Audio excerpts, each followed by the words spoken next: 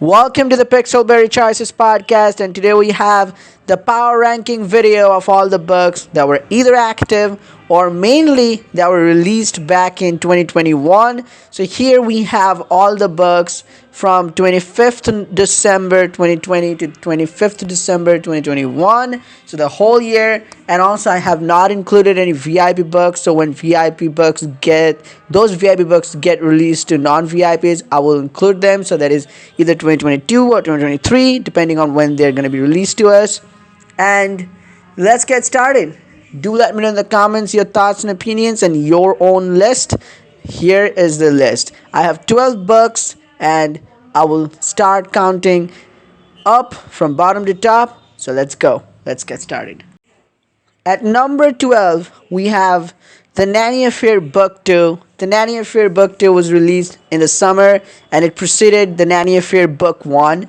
To be honest, The Nanny Affair Book 2, compared to all the books released this year, was not that good of a book. I think they sort of diverted from the main plot a little bit. What they ended book 1 on. So we had some important questions there, but that didn't really get answered in book 2. And they brought some new characters like Jordan, and they've showed us from very early on at the very first chapter what's going to happen, and that sort of reaching to the point, that climax and coming down, it was a bit anticlimactic, but still the Nanny Affair Book 2, the way it ended, it gives hope for Nanny Affair Book 3 to be all the things that people wanted from Nanny Affair Book 2. So I'm looking forward to Nanny Affair Book 3, but in this year the Nanny Affair Book 2, according to me, it just didn't live up to the expectations, and compared to all the other books that were active, I would say it just didn't perform that well. So it's number 12. And number 11, here we have Baby Bump Book 2.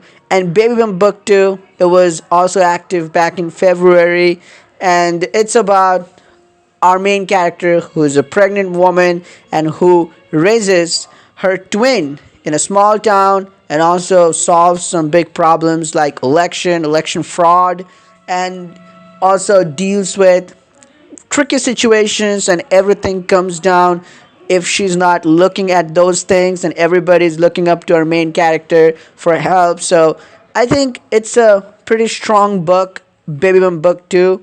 It's a very sweet, small country, small town vibe. It has just like Big Sky Country, but it has some certain areas where I think it did pretty good. And then also the character developments. I still remember Clint's father, Jebediah, how he turned out to be a really good person. The family drama from, town, some problems, and just, some values, and how people look after main character, how strong a woman our MC, our main character, was. And I think it's a really good book, but it was really released in last year, but it was still active this year. 2021.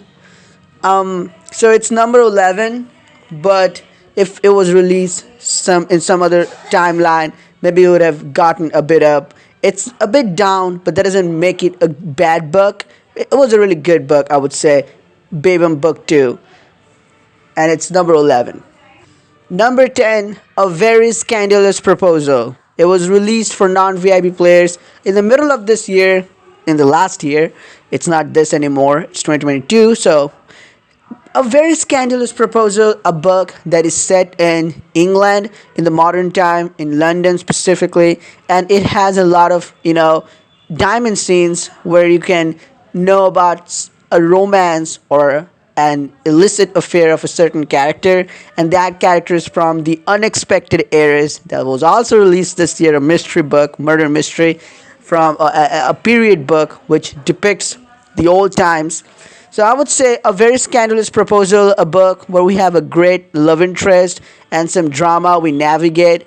It's a pretty common trope across the media, like first two love interests get together, a fake marriage, and they sort of start developing their feelings for each other. And this was a pretty well done book. The romance wasn't rushed, and there was enough plot, and I think they give each other enough time to get to know them, and the whole England drama and the class system, a lot of things they represented there, and a very interesting twist at the end. So a very scandalous proposal. I would say number 10. Again, this is number 10, doesn't make it a bad book, but just I think compared to some other books, it didn't really do that good. But that doesn't mean that a very scandalous proposal is a bad book just because it's a number 10. It's one of the few plot based good books released this year. At number 9, we have an experimental book, and that is also the first daily book in choices. I don't think if any other app store tried it, but My Two First Loves, this is at number 9. It was still active, and I think it ended back in January 2021. My Two First Loves, where our main character navigates her sexuality and her, family problems in the society, racism, and other stuff. I think the way My Two First Loves was done, and even the name, I think they first decided on My First Two Loves, and then they changed to My Two First Loves. I think the second one, the latter, is really, it's not saying, like, if you say My First Two Loves and then you say My Two First Loves, the second one, the latter one, is just, it includes both the loves as the first love, and also the way we see the introduction of third love interest Ava. So we also see that introduction. So I would say My Two First Loves was a great book. It was a 100 chapter book, but for the people who played it every day, it didn't feel like that much. Now it would. But My Two First Loves, number 9, it had a good plot. It had good, music, and really good up and down pace, tumultuous kind of. So My Two First Loves definitely in this list, number 9. Number 8, we have Shipwrecked. Shipwrecked was released for non VIPs back in October, and it's one of the very few books and choices where we actually get to spend a lot of time with the love interest, and we don't even see any other character for 8 or 9 chapters back to back except the love interest and the main character. And I would say the bonding, which is the main sort of objective in this book, to build that bond score higher and higher, so it would help us at the end. This is a pretty rare book in choices where the book is a little slight, slow paced, but it also compensates in its unique style, and it has a definitely distinct plot at the end, and throughout the book you get to know your love interest. I don't think in many books, in many trilogies, to be honest, you get 3 books to get to know your love interest in the way you got to know your love interest in just 10 or 11 chapter of Shipwrecked. It's definitely once in a while and one of a kind book in choices, and my in this list, I wish I could have placed it a bit higher, but for the books released in the second half of last year, it was definitely a dominating book, and it would become the next ranking for 2022 books next year.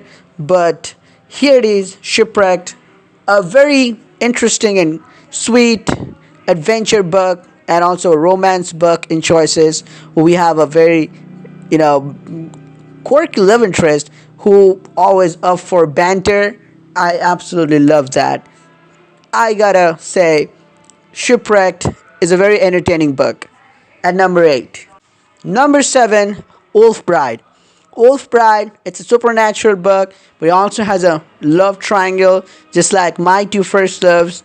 And I think the book, the way it has a really distinct cliffhanger, or you can say twist or plot twist, around chapter 10 or 11, a lot of people didn't guess that, and it has a pretty unique writing style. And I have said this before in the ranking, and the way the bond is described and how the feelings are described of main character and the love interest, be it Bastien or Morgan, because of the bond. I have seen a lot of apps and a lot of other stories try that, feeling that whatever they're feeling, you're feeling the same things. And it's so the description of that, they did a pretty good job with that. And the way the book goes, I placed Wolf Bride above Shipwreck for the same reason. For me, both the books are kind of the same, but Wolf Bride stands out here that they have a really good chapter pacing and really interesting plot twist from here. If you see, from chapter to chapter, every 2 or 3 chapters, they have a really distinct plot twist. And in this book, I think it's really about how the player feels, because they have one, not just one, not just two, but three choices to make. So I think your choices matter. That's a really good thing for this book. And I don't think in any other choices book we had so many choices to make. So it depends on your choices how the book will go. And the supernatural creatures and the sort of the human dilemma, the animal nature, and then the representation of this source, I think I gotta give it to Wolf Bride. It's an enjoyable book. I'm gonna keep enjoying it next year. So it will also appear just like Shipwrecked in next year's ranking too. Keep in mind 2022's ranking, but it's a good book so far. At number 6, we have Open Heart Book 3. And it is really end of an era, to be honest, because Open Heart Book 1, Open Heart Book 2 back in 2020. I still remember playing it in the early days of the pandemic. And Open Heart Book 3 this year. Well, this book, as a critique, I would say, didn't have the best ending or right pace, sort of, that people were expecting. But I would say this has a really emotional connection, sort of what we have in Nanny Affair now. So we had characters like Ethan, Jackie, Raphael, and even the side characters like Sienna and others. So just getting to see them and getting the ending, like what you're gonna be once your third year ends. I think navigating the different diseases again for a whole book and just making the right choices, is seeing the interesting cases. I feel like you really get to see some very, I don't think I have seen or heard some of the disease or cases that we see in this, medical cases in this book. So I would say this is a pretty interesting book where they definitely put in a lot of research. And Open Heart Book 3, even though it was not the best of all the three books, but it had a significant ending and it had a significant plot. The Bloom versus Ethan, a billionaire. I think they tried to build Bloom into a character that is neither good nor bad. How you see him, I think then sort of they lost track of that. Then they made him a pure villain. So I don't know what exact thought was, but up when we saw Bloom first at the middle of book 2 till middle of book 3, I think they did a good job with Bloom. And then Ethan's perspective versus Bloom's perspective, and sort of a drama stirring up there inside the hospital. And where lab assistant Elijah was on a different team than us, or maybe who supported Bloom. So I think it could have been molded into something different, but still, it for me will hold the number 6 position because it was a nostalgic ending, I would say, end of an era. Open Heart Book 3, number 6. Number 5, Foreign Affairs. To be honest, last year around this time, Foreign Affairs was a book that was most hyped about. Again, this book suffered from similar things like Distant Shores or some other recent books like Shipwrecked.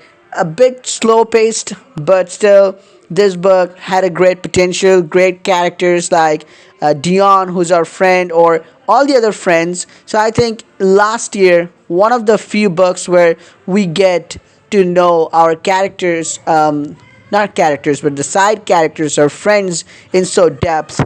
And then our love interest, Blaine, gender customizable. Then Tatum and Ina, there was a betrayal and redemption arc, and it did have a rushed ending. Otherwise, I think this book could have been a contender for number 1 or 3. This book, Foreign Affairs, it had good music and good distinct plot. A political book. I didn't quite under like expect this book to be like this, but it ended up amazing me. Foreign Affairs at number 5. I wish it had a little bit more to it, but Foreign Affairs definitely has the characters, has some amazing scenes, and the plot there, even though the last chapter could have been done a bit better. But Foreign Affairs at number 5. Number 4, Queen Bee Book 2. It's just another year in Belvoir University and the amazing Queen Bee writers with their, very interesting and unique writing style. Like I said before, I have not seen this kind of writing from any other, books. Just the way, it's like a live roasting going on, and the description, like when they're seeing for any character for the first time, it's just like what goes inside your mind, in a fun way. So definitely Queen Bee Book 2, and the whole it this last year we knew our enemy, but this year it's like someone is X and sussing out, like finding out who that is and finding out their minions first and then going to the end. I would say we could have had a bit more, interesting revelation and a more strong X, but it seems like at the moment it's Poppy versus main character. Well, Queen Bee just has one chapter in January, so I'm not going to be including this for next year's ranking. But here at number 5, Queen Bee Book 2, it's also the end of an era, a lot of nostalgia, and a great franchise, the Queen Bee franchise. The writers hope to see more books from them, but Queen Bee here at number 4. Number 3, With Every Heartbeat. With Every Heartbeat was released around Valentine's Day last year, 2021, back in February. And this book is a tragic book, it has tragedy. So it starts off with, we are at our graduation party and everybody's happy. I think it was in August when the time they describe, and then like people are throwing their hat off up in the sky, just how they do after graduation. And I think the art scene, the music, it was great from that book. And then we see that our partner has died, our love of our life.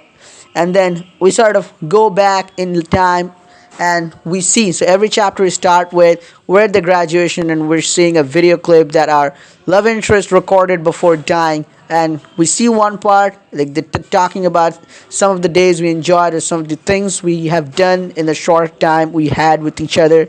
And then the story of that day we see. So sort of this, talking about like showing you what happened in the present time and then telling the whole story that happened for past couple of years or in the past. So that kind of storytelling, if that makes sense, I love that. And to be honest, I watched a movie that is Fault in Our Stars and 5 Feet Apart. So I think this book was a combo of these two, something like that. And it was a very emotional book, and the bond between love interest and main character.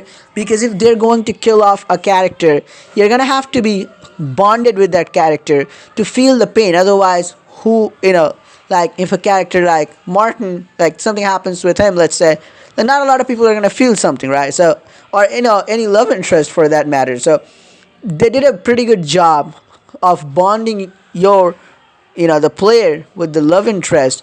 It was not a book with a lot of steamy scenes and hookup, but without that, how people have bonded over Dakota, I would say Dakota Winchester, one of the best love interesting choices. And the end, whatever he said or they said, Dakota said in the recording, like their love is never ending and everything is in present tense. they said, I think this is one of the best tragedies and choices that surrounds love. I mean, one of the best books I've read this year. Number two, we have Laws of Attraction. Laws of Attraction is a book where our main character is a lawyer and we work for the most, important law firm in New York, the most reputable law firm in New York, the McGraw-Bryan. So we have some drama over there, and this is book. When the trailer they said this is going to be a murder mystery book, but also there's going to be some competition and drama in the, you know, in the law firm. So I would say we meet some interesting characters like Bo, Martin, Gigi, and I would say they have specifically Bo at one point when we think that Martin is our real threat. Bo comes and sort of steals a credit from us. Then how he goes into the redemption arc. I would say Bo's character is one of the best redemption, redeemed character in choices, and he has the best redemption arc, one of the best, without any doubt. And then how the competition goes, we need to get help from. One time we get the from a junior assistant called Ryan for a moot court battle against Martin's team, and just the way we as a lawyer we fight and we present our case, even though these were fake cases, sort of not the real ones, but that was just a good competition vibe there. And then we have one of the best love interest in choices, two love interests actually, Aislinn and Gabe, and there was no rushed thing. Gabe took his full time to sort of accommodate with us, to get acquainted. And then right at the end, we have the scene we were waiting to have with Gabe. Same for Aislinn. But also, we have some pretty steamy moments twice with Lena, who is actually the model of Robin and who has also been used in some other books.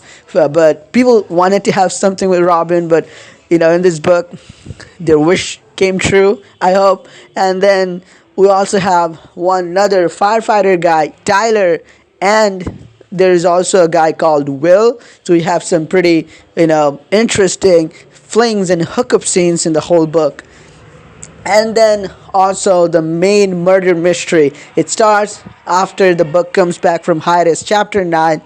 I think the murder mystery was pretty good, specifically when we chased down to the one who was killed. I think Elena, to her house, and we talk with her brother, and we get to know the deepest, darkest truths about the villain. And also how this character, we encountered him at the very first or second chapter of the book, but at the moment we didn't know that this guy, we lost the case against him that time, but it came in handy later. So also the way there's a betrayal from Sadie, our boss, it was really interesting. But also I feel the ending, the last chapter, the last couple of chapters, like we were almost got shot. That was kind of that could have been a bit more dramatic, but instead we just get to have a steamy scene with our love interest after almost we got shot. And then as far as I remember, it was after we solved the case. We had to do a lot of research into that. But after we solved the case, immediately, Sadie is like, we needed to confront Sadie in front of everyone. So that was a really interesting scene. But as soon as we got Sadie, then, the main villain also gets arrested. Marcus, you free Marcus. Also, you get a scene with Marcus too. So I think there could have been a little more drama, a little bit more life to that, or maybe actually if they showed us, because we actually don't fight any cases in court, so we sort of did what police or FBI would do. So this is a laws of attraction, so actually don't do any courtroom job except the tree law at the very beginning of the first chapter. We do that, but other than that we really didn't get some court action, so I guess it was missing there. And I think it was a bit too easy how the main villain got arrested, something like Queen Bee Celine. I think that could have been a bit more elaborated, but otherwise, it was a blast book. And at the end, how Martin becomes the main villain for the whole book too, perhaps, and now how he, turned the tables for Gabe and became the new, you know, the leader of Magro O'Brien, took the place of Sadie just because he had the money. So that was pretty interesting, and that leaves us on a cliffhanger for Laws of Attraction. We will see what happens in the next book, but it was definitely one of the best books of this year. And number two, behold, number one, it's going to be The Unexpected Heiress. Now, The Unexpected Heiress, unlike Laws of Attraction, where we get some time to get to know the characters, to get to know the story, and then it takes us 9 chapters to properly jump into the fray of a murder mystery. But this book, The Unexpected Heiress, we jump in the fray of murder mystery right from the beginning, and it did have a little, lot of information here and there, a little slow pace in between 1 or 2 chapters. It may have seemed like that, but still, I think come chapter 10, 11, we were getting closer to solving the murder. And I think just like It Lives Beneath or Veil of Secrets, from the very start, we saw so many people.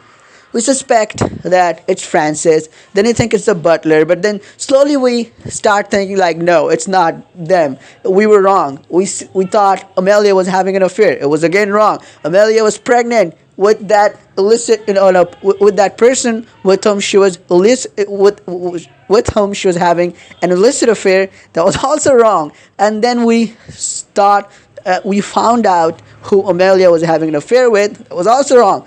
So the way we just navigate through it, and also just not the murder mystery, it also deals with racism, it deals with sexism, it deals with women's march and women's rights at that time, and also the British Emperor, and how some of the the whole British Empire colonized the African continent or Asian continent, and specifically India, and how horribly these people, or specifically the people like ambassador and whoever their cronies, how they treated the native people back in India, and how John had experience with that. I think it was pretty exciting. They worked on the details really well, and even the old time descriptions, the scenes, the music, and what they used, the telephones back then, or the cars, or whatever they had. And the love interest, Gemma, Hugh, and John, they were pretty unique, and they are the most ideal persons I've ever seen in any Choices book. This book was once in a lifetime murder mystery, I would say. And the last chapter specifically, even Veil of Secrets doesn't have a last chapter like this. That book has the plot twist a couple of chapters before the last chapter. But for The Unexpected Heiress, last chapter, it took me 1 hour or more, longer to finish the last chapter off. And a lot of stuff happens. We thought Vincent was the real killer, but it turns out it was Rebecca, his wife, and how we got to know that, how we navigate through that. And the 30 diamond scene with the love interest, we get married, we get a really awesome intimate moment. If you collect all the items, then a very specific ending, very emotional ending, with how our main character is torn apart between Amelia's memory and the present, and having to deal with a lot of stuff. I think this book was, both emotional, a happy book, something from the period time, from old times. It was not just one-dimensional, but multi-dimensional book, I would say. The Unexpected Heiress, pure plot, but also you actually get to spend real time with the love interest. You bond with them, you get to know them, you get to have some heart to heart, not just hooking up in every chapter. And then you get a very delicate, intimate moment right at the end. I would say this book was just one of a kind. The Unexpected Heiress. I really enjoyed reading the book, from August to November, December. I really enjoyed The Unexpected Heiress. And Laws of Attraction versus The Unexpected Heiress versus With Every Heartbeat It Was. I mean, these are top three. I guess they can switch, positions depending on, some chapters or some other factors. But With Every Heartbeat is definitely there. Laws of Attraction could have been number one, but just the ending and some other things it had, the unexpected areas had, like the colonism, racism, sexism, and dealing with other stuff also, it just made it number one. Um, that's according to me the list here, so it's gonna be number one, the unexpected areas. Alright, so that's pretty much everything. So that's the list I have here. Let me know in the comments what is your list. What do you think about this ranking over here? And do you have the similar ranking or do you have a different ranking? Let me know your ranking in the comments below. And let me know your thoughts about the books. Who was the love interest that stunned you the most in this last year, 2021? And who was the best villain, what moments you liked, what music you liked from last year, what book you hated the most, or you wanted to be a bit different. Let me know your thoughts about 2021 now that it's over. How was it 2021 in choices? And rest assured, have a very happy new year. Hope to get more new books from choices this year and to have a lot of fun with you guys. Stay safe, take care, best wishes to your family and friends. Enjoy the new year, enjoy the January, the first month of the year, and I'll see you in the next video. We have a lot of video coming. I'm gonna be a bit busy with exams and stuff few days in January, but I'll be back as soon as I can. Alright, I'll see you in the next video. Till then, peace out.